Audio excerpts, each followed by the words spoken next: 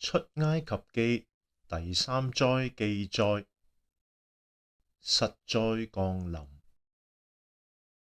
耶和華命摩西對亞倫說：你伸手，用杖擊地上的塵土，地就生虱子，遍滿全地。虱子由塵土而生，微小卻無處不在。對埃及人嚟講，佢哋既肉眼可見，又無法掌控，瞬間顛覆咗人類對秩序同潔淨嘅幻想。喺埃及嘅宗教入邊，大地之神蓋布象徵萬物嘅根源、穩定同繁榮。祭司一向以潔淨禮儀彰顯神嘅秩序，但係當地本身化為虱子之源，祭司束手無策，宗教體系立即瓦解。神學意義清楚，當人以制度、儀式同專業知識為偶像時，最深嘅秩序源頭若唔係屬於神，一切努力都徒然。大地本身不潔，程序再完善，亦無法替人解決真正嘅問題。對照現代社會，第三災揭示嘅偶像正係制度同專業權威。我哋常以為只要制度完善、流程嚴謹、專家指導，一切風險就可以控制。但係真理同秩序嘅核心唔在於程序，而在於造物主嘅掌管。當專業者束手無策，科技失靈，靈魂就會面臨信仰真空。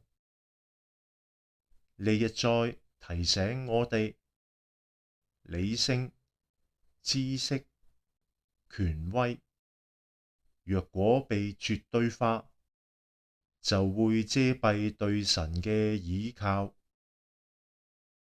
喺個人層面，虱子象徵人心中對理解嘅執着。當事情無法被完全解釋，或者真理看似混亂，我哋係唔係急於憤怒、抱怨？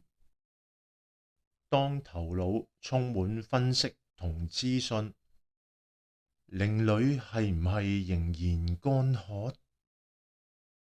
呢一災迫使我哋正視自己嘅偶像、智慧、知識、職位、專業身份。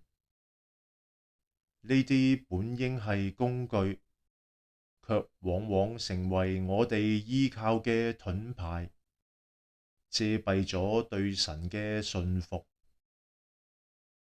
虱子嘅微小同無處不在，亦意味住神嘅審判唔一定要透過規模巨大嘅災難先能夠顯示出嚟。細微之處正暴露人心嘅硬度同對權威嘅迷信。埃及祭司無法清除虱子，暗示屬靈知識若果冇信服神，就會同虱子一樣無力，令人困擾。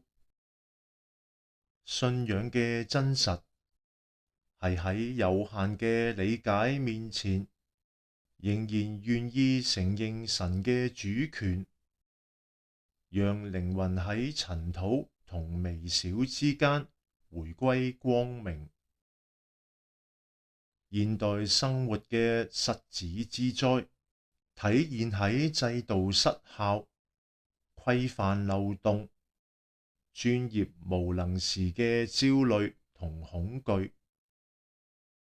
我哋可能無法控制環境、健康、財務或人際，但唯有將生命主權交返俾造物主，先能夠從微小嘅失控中得到安息。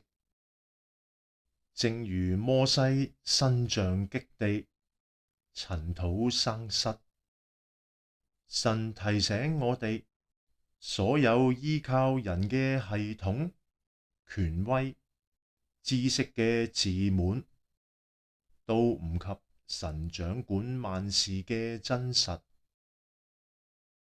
第三災呼召每個人審視：當理解同控制嘅偶像崩塌，心是否仍轉向神？當專業同制度失效，我是否願意承認有限，順服造物主？微小之失，揭露最大嘅真理。